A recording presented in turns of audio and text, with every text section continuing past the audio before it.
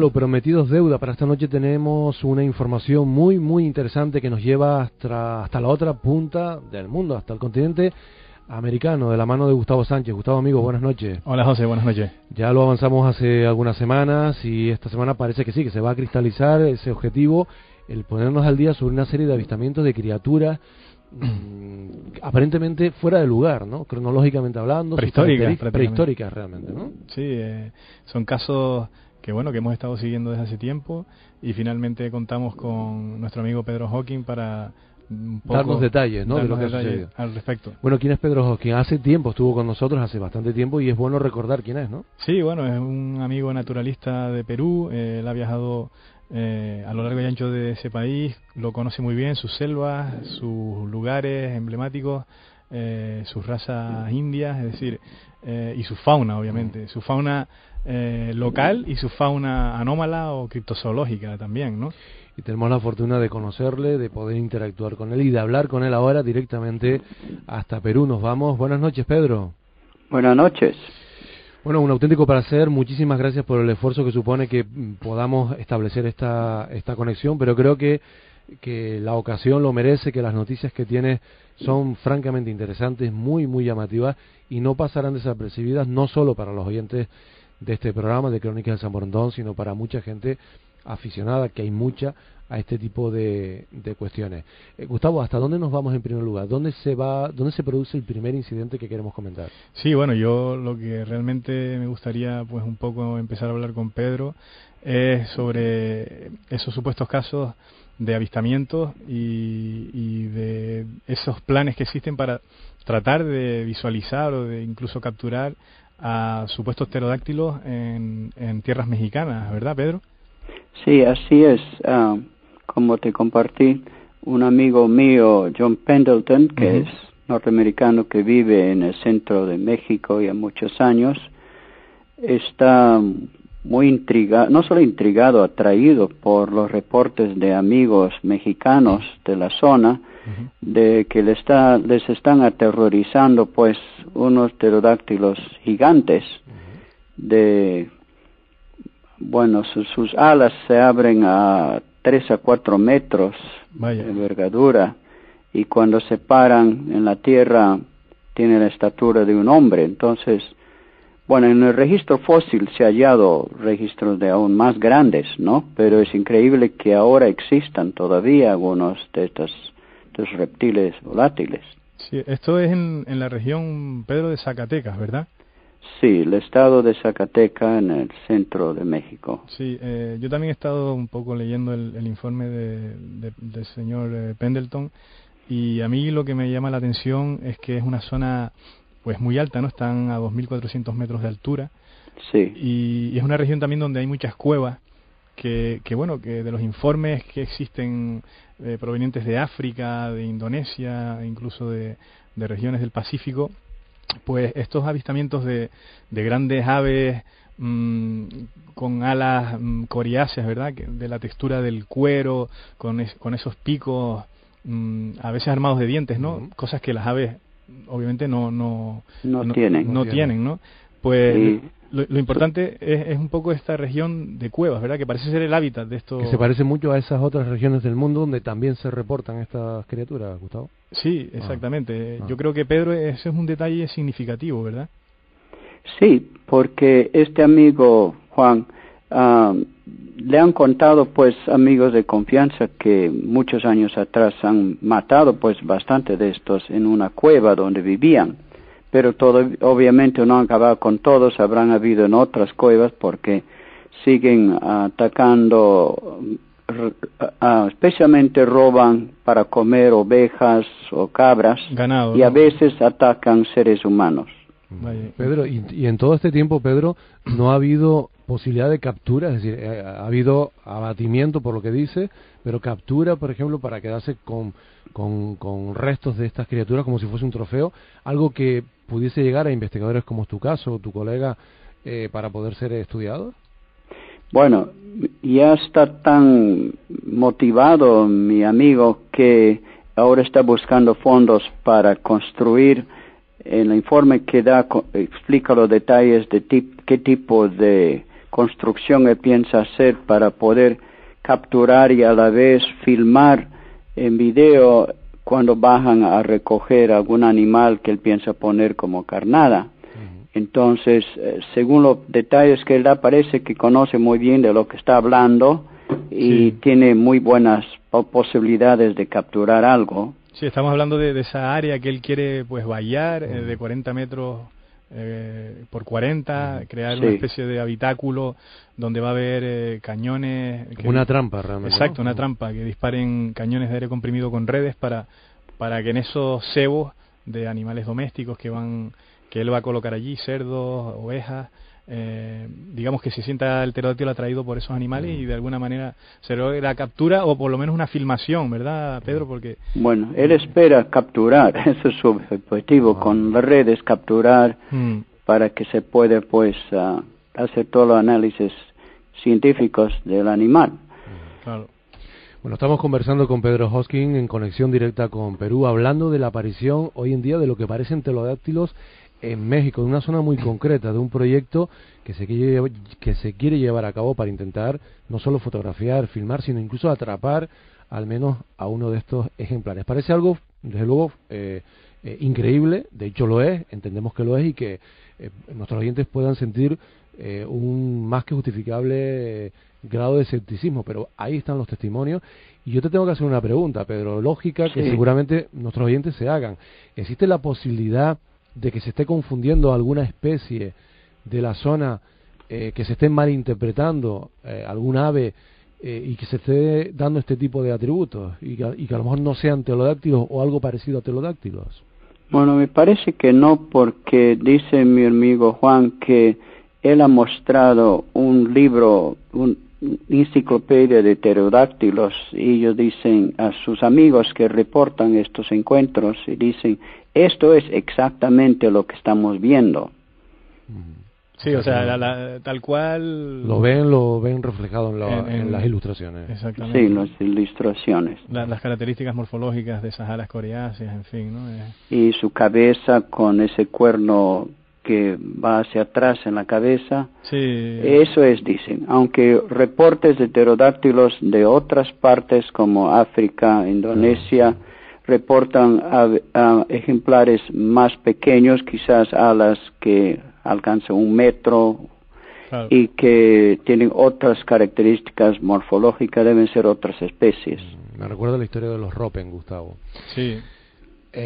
Bajamos geográficamente hablando y nos vamos hasta Perú. Hacia la cuenca amazónica. Ahí concretamente, a donde se encuentra nuestro invitado, porque allí también hay reportes de criaturas fabulosas, de criaturas con unas características anacrónicas. Totalmente, ¿no?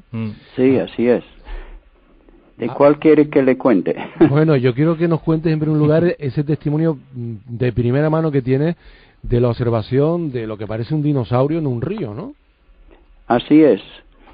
Bueno, a mí me sorprendió también, pero conozco a esta persona que no es alguien para inventar cosas. Incluso me dijo que por varios años no había contado a nadie lo que él y su hijo joven habían visto, porque no querían que se burlen de él, se rían de él. Claro. Pero en una conversación después del almuerzo, contando sobre criptoanimales, él se animó a contar lo que había visto. ¿Y qué cosa he visto? Me dijo. Bueno, yo le dije, cuéntame pues qué cosa, y no me voy a reír de ti. Y entonces me contó que él y su hijo estaban en una canoa yendo por un riachuelo angosto que conecta la laguna donde está el poblado donde él vive, que conecta la laguna al río principal, al río Ucayali. Y al dar una vuelta por una de las curvas del riachuelo, vieron delante de ellos este inmenso cuello salido del agua, que miraba en dirección opuesta, por eso no les vio, pero pararon la canoa y calladito lo observó al animal por varias horas, minutos, disculpa, y me dijo que dentro de él se decía, pero ¿qué es eso? No es una serpiente, ese tremendo cuello color gris salido del agua a una altura de más o menos 3 metros. Claro, que lo lógico, Pedro, que cualquiera piense, bueno, lo que este señor observó en ese río peruano fue una gran serpiente que podría ser una anaconda, las cuales existen en estos lugares, Sí, que se confundió, pero claro, ese comportamiento de mantenerse erguida fuera del agua es desconocido para las anacondas. Las anacondas nadan en superficie, nadan bajo el agua, en el plano horizontal. Claro, pero no se alzan sobre la superficie. No se alzan, o sea, es imposible porque no tienen aletas, no tienen...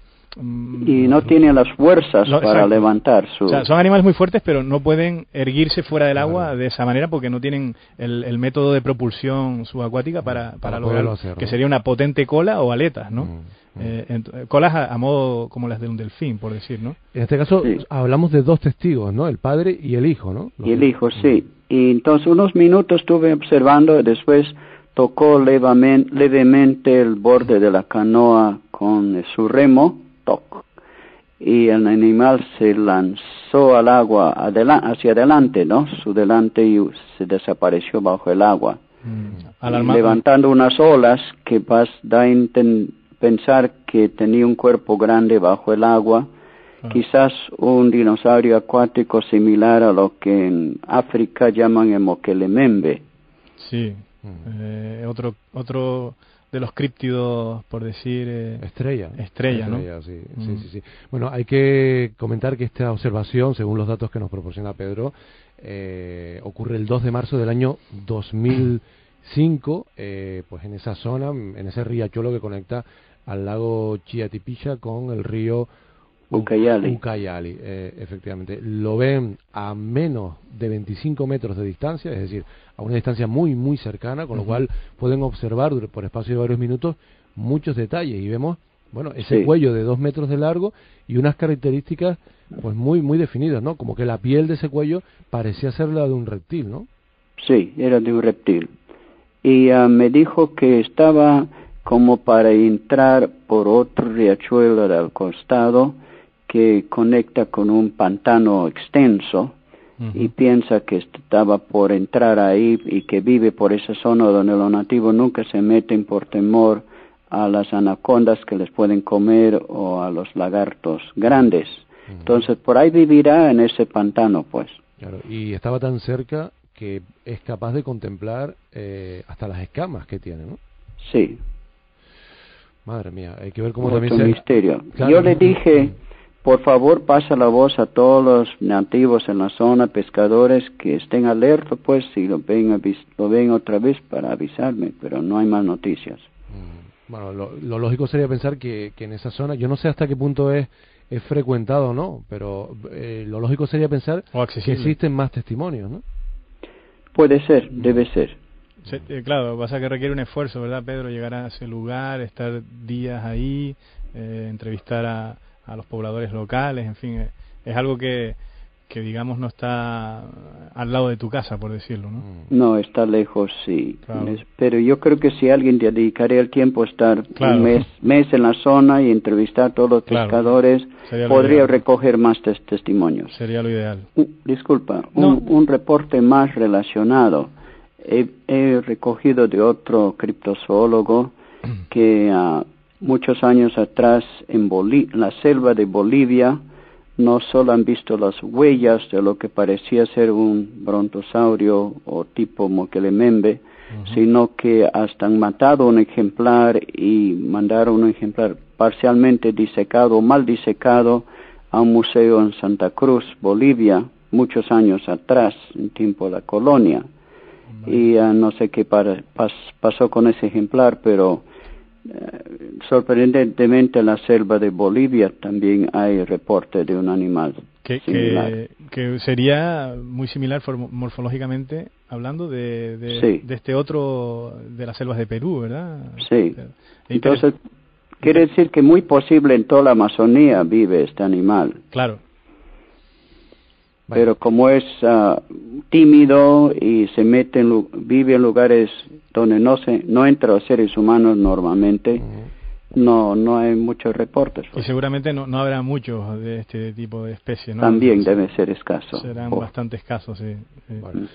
Pedro Hawkins, muchísimas gracias de verdad por por compartir con nosotros esta casuística, por hacer el esfuerzo de organizar horarios para poder tener esta conexión con Canarias y desde Canarias para todo el mundo. De verdad, muchísimas gracias, un fuerte abrazo y ojalá que haya suerte en las investigaciones. Sí, muchas gracias por este privilegio de compartir y seguiré investigando mientras Dios me da vida y fuerzas. Ya.